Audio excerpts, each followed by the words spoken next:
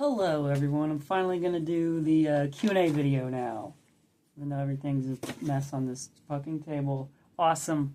So I'm going to read the questions from the community post first, and then I'm going to move over to the video. So there we go. Let's get into it.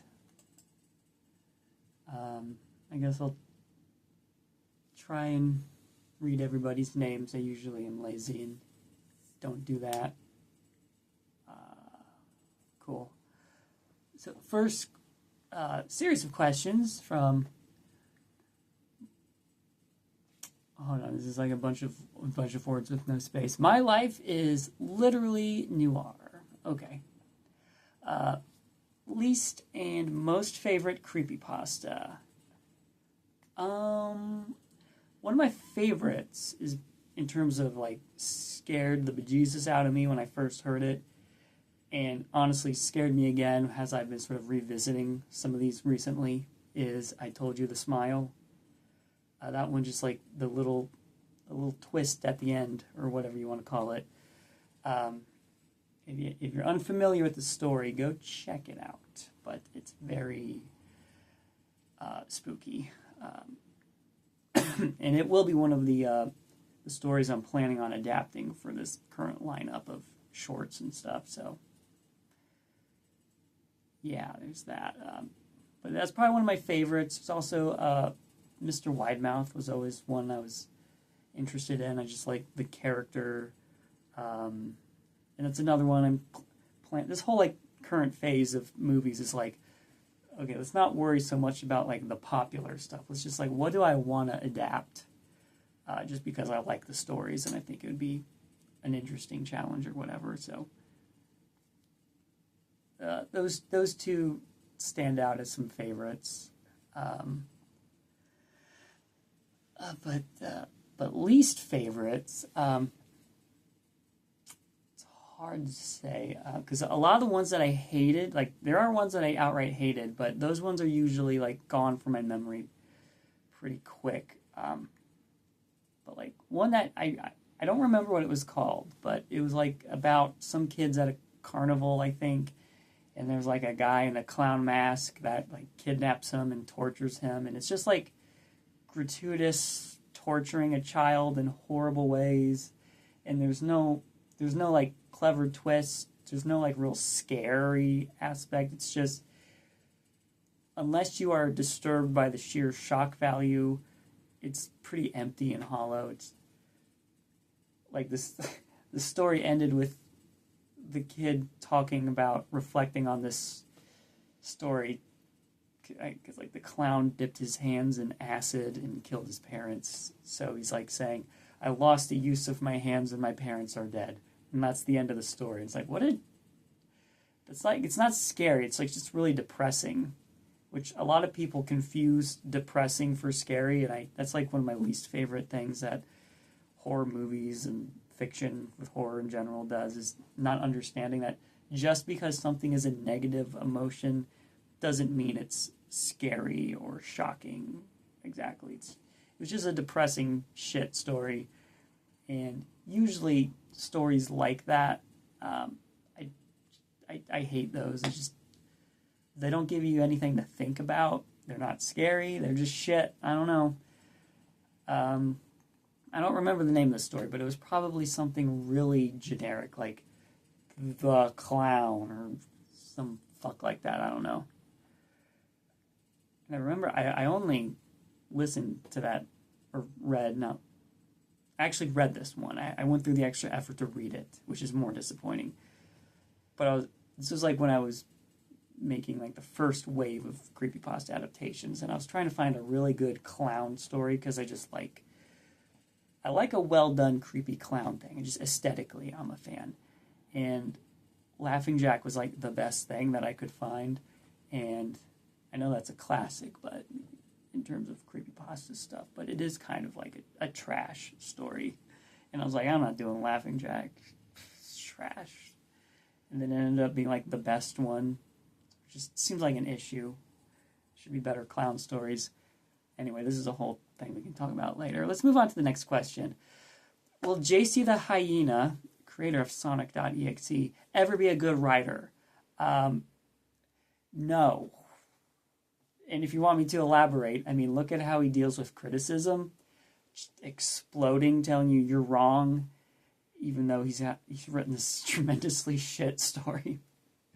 I will say I do enjoy Sonic.exe better than that fucking clown story I was just talking about, because Sonic.exe is at least like humorously bad, where the other story was just like edginess for the sake of it.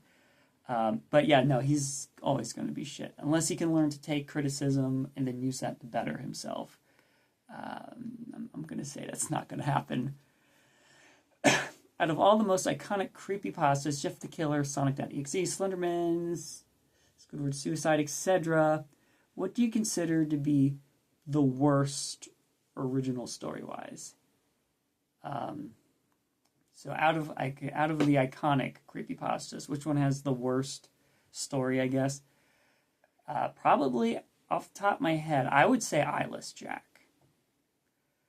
Like the original story written about him is really, really bad. Like, I mean, like when you look at like my movie I did based on Eyeless Jack, I used elements from that story, but I had to like change a lot, and then I kind of like what I did with Sonic.exe. I took some of the absurdly stupid elements and kind of made a joke out of it. Like the doctor telling the guy that his kidney's gone, and they're just like, yeah, sorry about that. And then my character is trying to be more like shocked at like, okay, are we going to do something about this? And the doctor's just like, oh. You know, like kind of make a joke out of the really poor writing. Yeah, the original Eyeless Jack story is really bad, which is also why I leaned a lot into using stuff from the origin story that was written about him, which is better. I wanted to do a lot more with that, but creating stuff from the origin story, but I just, budget-wise, and there was a lot of shit going on. I didn't have the time to deal with it. But yeah, that one's definitely got to be the worst. Like, Jeff the Killer, Sonic.exe, they're rough around the edges, but the original Eyeless Jack story is like just beyond, like you can tell it was just like probably some teenager, just like 5 minutes, done, post. Probably didn't even like read it once after finishing it.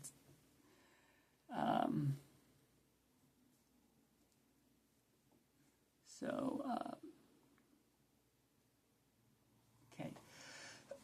One more question from you. What's a creepypasta that was so bad you'll have to rewrite most of the story when doing a short film of it? Well, I just said, like, even though this was like years ago, I pretty much had to do that with Eyeless Jack. But for this current lineup, I'm surprised I didn't have to change as much of Sonic.exe as expected, but I did have to change quite a bit to make it less stupid. That was like, I think, like, there was a few reasons for like doing Sonic.exe. Like, one was that it's considered a classic, and I just have like a soft spot for these like trash creepypasta stories. Like that was like fun trash. Two, it was like a very easy story to adapt. Most of it was just shot in this room. But I'm losing. What the fuck am I talking about? My thoughts are so all over the place. Oh yeah, but the third reason is that it was fun to think of like, how can I take this really shitty story and make it something presentable? So I did have to change a bit for that one, like actually making, instead of it just a video game where spooky things happen, like I tried to actually add a threat. Just why, like the stroke of genius of like how to do it was when I had the idea of like, what if one of the characters dies in the game and then blood splatters on my face like it came out of the TV? And then that's like the moment where we realize there's definitely something supernatural going on. So yeah, that. But other than that one, I almost hate to say this because I feel like these are the two that people just based on the responses I've been seeing, the two that people are the most excited about, the ones that they keep bringing up through comments or messaging me or whatever, X-Virus and Jeff the Killer. Those two are, I never did anything really great with Jeff the Killer before, and it's such an iconic creepypasta character, so I wanted to do him this time around. And X-Virus is, I guess, a more modern, he's a newer creepypasta character, and I wanted to try and do something newer, because most of the ones I picked are considered the classics from the classic era. So those are the reasons I wanted to do those two, but I do feel like I'm going to have to really rework their stories the most. The Jeff the Killer story that I'm doing or planning to do, it's mostly going to be an original story. There'll be references to, it's kind of like what I did in Toby versus Jeff. This is going to be kind of like a separate continuity. This is not like a sequel or a prequel to Toby versus Jeff. It's separate entirely. But I'm doing a similar thing where Jeff is talked about as an urban legend, and people talk about the different versions of there's the version where there's he fights with the bullies and gets lit on fire, but then there's also that version where he slips on a bar of soap and spills acid on his face. There's different versions of the story, so I want to treat it like an urban legend. So I'm not really adapting the most iconic story that you're most familiar with. I'm just kind of creating an original story with the Jeff character. So in that sense, I am really going to be kind of reconstructing a lot about that one. With X-Virus, on the other hand, that one is the story that I found with him. I don't know if there's other stories. I've looked and I'm not finding anything. But I found a story. It's more it's just giving general lore about his backstory, and not really telling a full, complete story. So I'm okay, obviously I have to add a lot to this one. So I'm going to say in terms of things I have to rewrite, those two are going to require the most work. Of course, the Jeff won't be a short film, I guess. That one, the plan is to make it into I'm going to try and make it a 90-minute movie, but we'll see how that goes. But anyway, that's the last of your questions, so we're going to move on to Kokia. I don't know how to pronounce that, so I probably said it wrong, but either way, since I'm here, what's your favorite horror story / creepypasta? Mine is Sonic.exe. I love reading that after I feel like I've shit-talked Sonic.exe quite a bit during this video. Hopefully you take no offense to that. I've also mentioned I still love that story. It has just kind of a campy kind of schlocky thing. But anyway, to answer your question, so I did mention some of my favorite creepypastas already. I told you The Smile, Mr. Widemouth. Those are the top two that comes to my head. So maybe just away from creepypastas, what are some of my favorite horror stories? Well,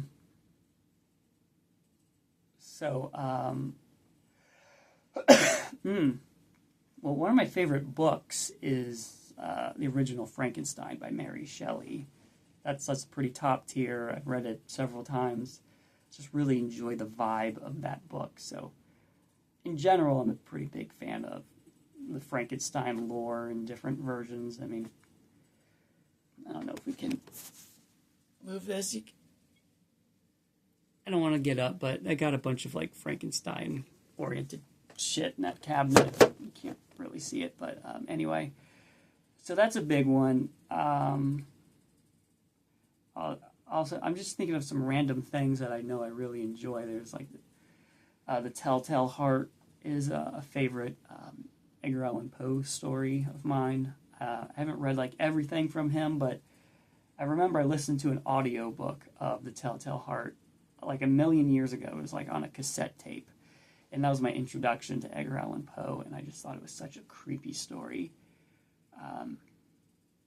Which is, again, also why I'm doing The Telltale Heart.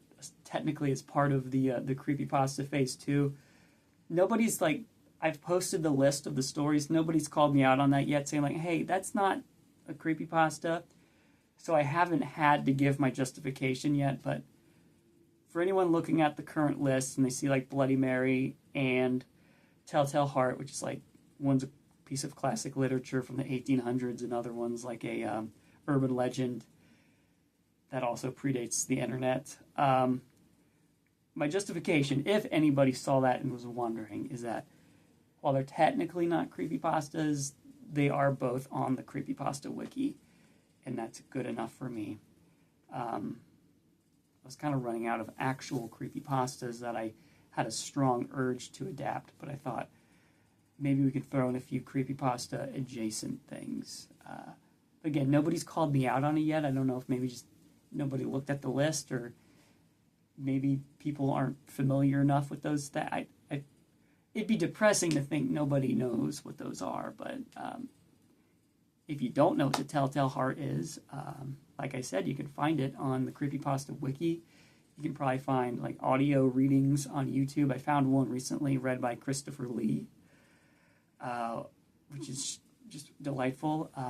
Definitely a story worth checking out, and the internet makes it very available to either read or listen to. So that's one that I'm really a big fan of. I'm kind of just looking around at all the shit that I got laying around. I feel like that's such a broad question. Horror stories. I mean, there's no limit to that. I mean, do movies count? That's a form of storytelling.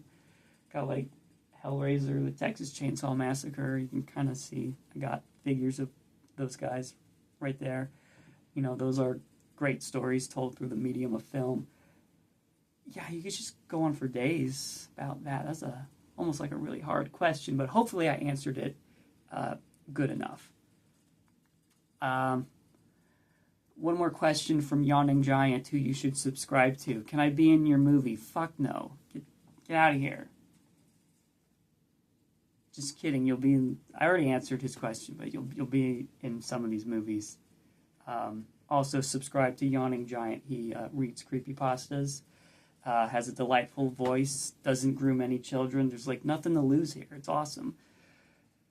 He also, not too long ago, did a reading of I Told You the Smile, so if you want to check out that story, you can listen to him read it. Fuck yeah, there you go. That's the end of the questions on the community post. We're now going to move on to the, if I can find any of it, where, there we go, okay. We're going to move on to the questions on the video. So, from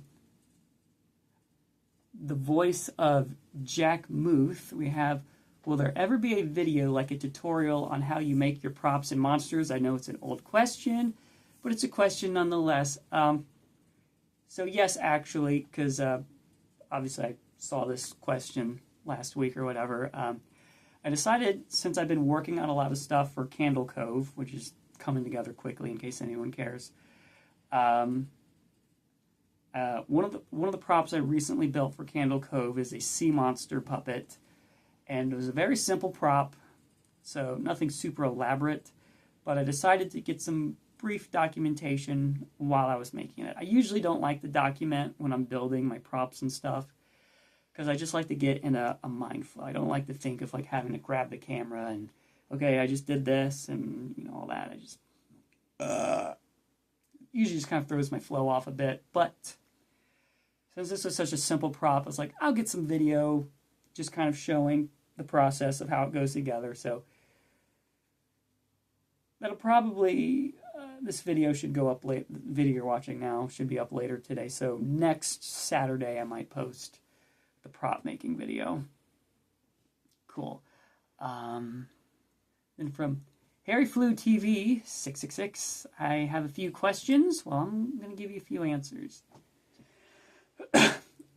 One, will we get a third Tiki Toby movie? I know he died, but he's come back before. I think he deserves a happy ending after all he's been through. Okay, so probably not. I'm pretty much done with... I didn't even really, at the time, want to do Toby versus Jeff when I did that. But I convinced myself to do it. I think I did a poll of like a variety of creepypasta things and let people pick, and that was like the winner. So initially I didn't even really want to bring him back, but I think it's just because I was seeing how popular the first one was getting. I was like, maybe we can do some more with the character. But this time around, I kind of don't really want to do anything with him. And I'm also for Phase 2, which are the movies that I'm doing now. I'm kind of leaning towards these don't share continuity with Phase 1. It's all kind of like, it's almost like a reboot in a sense. These are sort of separate, their own thing.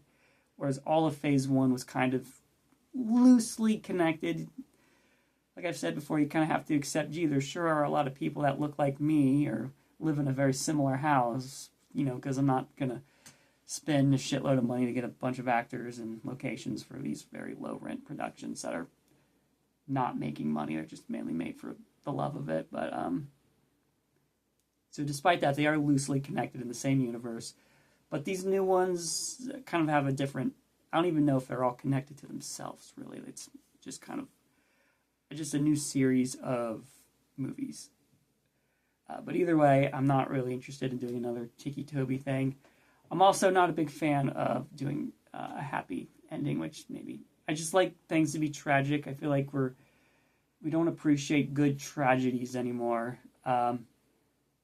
So that is a character that lived a shit life, died, get over it, moving on. Really uplifting stuff, what I'm going for here. Anyway, moving on to your next question. This is crooked now. Is that better? Yeah, okay. And 2, would you ever make a 1999 creepypasta film or one about Clockwork or Nina the Killer? I know Nina is a shitty Jeff copycat, but there's so much potential, in my opinion, for her to be a stereotypical take on Jeff the Killer fangirl/fanboys and a possible sidekick to Jeff. Okay, so I'll just address all of those one at a time. I thought about doing 1999 even recently for this current wave of things I'm doing. I thought about it. The reason I didn't is because I'm already doing things that deal with, I guess, like creepy kid show type stuff. Like I'm doing Candle Cove and a Squidward Suicide. So I hope this video doesn't get like some sort of like blockage or something from using the S word. Maybe I should hold back on that. But because I'm doing those already, I thought 1999 might be a bit redundant. Like I didn't have a lot more to add to that subgenre of creepy show, creepypastas. So I decided not to.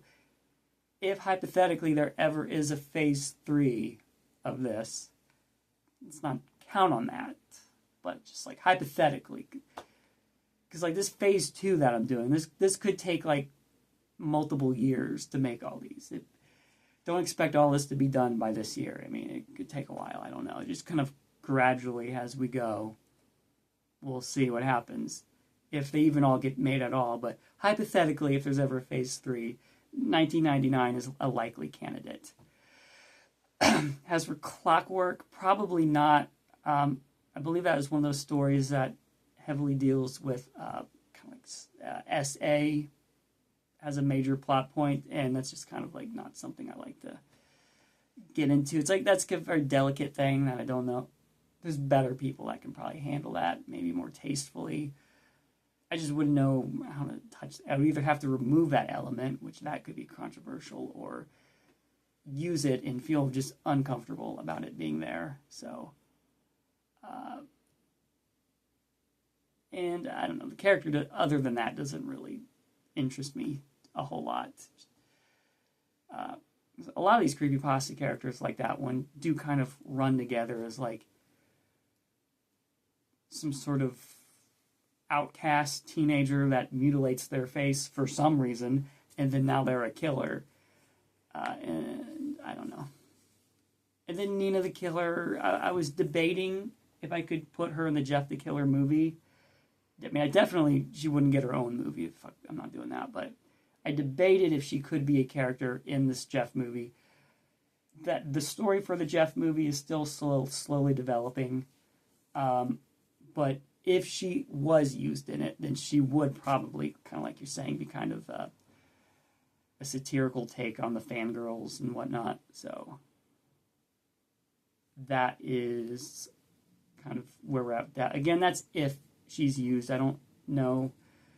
I have a lot of ideas for this Jeff movie that are kind of boiling and need to slowly solidify. I'm starting to kind of figure things out a little bit, but that one's going to take a while to really figure out. Okay, next we got a question from Brian Films, 1997. Got here. I've been a fan of your videos for a while. Have you been planning on bringing your monster/Batman villain meeting videos back onto the channel? If not, that's totally fine. I just thought I'd ask because I remember watching and loving those a long time ago. Yeah, that was like a million years ago, what you're talking about. I feel like most people that consistently watch my videos now have no idea what those are. There's a slim chance they could return at some point, but with like an intro adding context of like, hey, here's some cringy shit I made when I was in high school. But it's not likely because like I said, I really just cringed. My sense of humor was not very well developed yet at that point, I don't think, and it just shows a lot. And I just I don't really even like watching those. I mean, they're mainly done as an experiment to like try out different makeups. Of like, can I do a Frankenstein and a Wolfman makeup? Can I do Two-Face or the Joker? I just wanted to mess around with the makeup, but put it in some sort of video. But yeah, I don't think they'll be coming back. Don't hold your breath. We'll say that. I might occasionally. I kind of like. I had like some older movies up not that long ago that I took down because they weren't really getting views. And as I'm trying to breathe some life into this channel again, I wanted to get stuff that was kind of like dead weight gone. I don't know, just kind of like the way things work is constantly changing. But I, at one point, was under the impression that it makes the channel look better if you see more things with a higher view count. And yeah, those like childhood movies and shit were not getting a lot of views, and they're like shit videos anyway. But we'll see about bringing back old stuff. It's iffy at this point. Dog keeps poking her head in the cat door. Hi. Let's say hi to her. Hi, baby. Hello.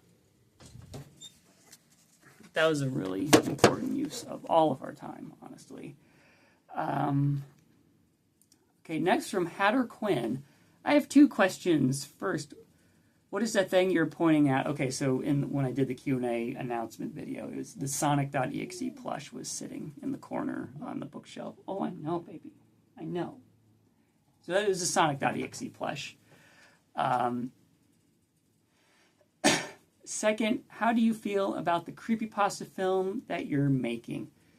Well, it depends on which one you're talking about, because I'm making, as I've announced, the intention is to make 15 total movies, several shorts, I think 4 medium-length movies, and then 1 feature. So, which one were you talking about? I mean, I'll just referring to all of them as a whole. I feel good about it. Sonic.exe came out pretty. I'm really happy with how that one came out. And as of recording this, it is almost at 1,000 views. This channel has not had a video hit 1,000 views basically since Toby versus Jeff. Like, I think that was the last movie that hit 1,000 views, and it's gone over. And then the last video in general was like behind the scenes for Toby versus Jeff. So just reinforcing that this channel is just structured off of creepypasta. The foundation is held together by it. So I feel good about what I did with Sonic 1. How to play hide and seek alone is going to be coming next. I can actually show you. If you don't know, that one kind of involves a doll coming to life, and I'm creating an original design for the doll. This is going to be the head, so it's still in the sculpting phase here. You may or may not be able to tell because there's a lot of work to do, but it will be like a clown doll just because I like weird clown things. But yeah, that's going to be the next one. So everything I'm working on so far, I feel good about. I don't feel like I'm half-assing anything. Nothing feels like I'm doing it just for cheap views or to please the algorithm. I feel good about what I'm doing. I think you guys are going to enjoy everything that I turn out, hopefully. So it's that. Next from UniPlush Studio 86. If you're doing a Jeff the Killer movie, maybe you should take the story from Pastra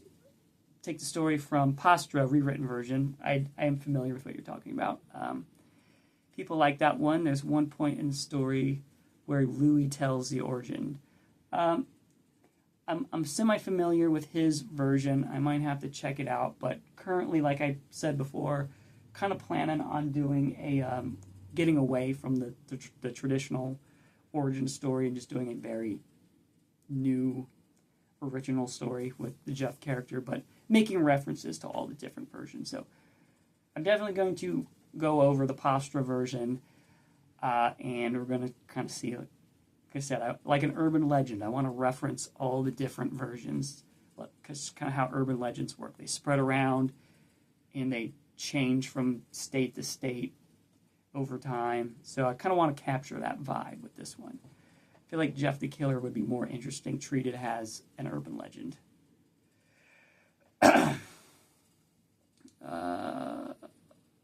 Okay, looks like that's it for all the questions. It's great. This video's been going for about half an hour now. Okay, I wasn't expecting that. So, I guess I can leave you now. I'm thinking if there's anything else I need to talk about while we're here. Not really. Just keeping myself busy, getting these movies made.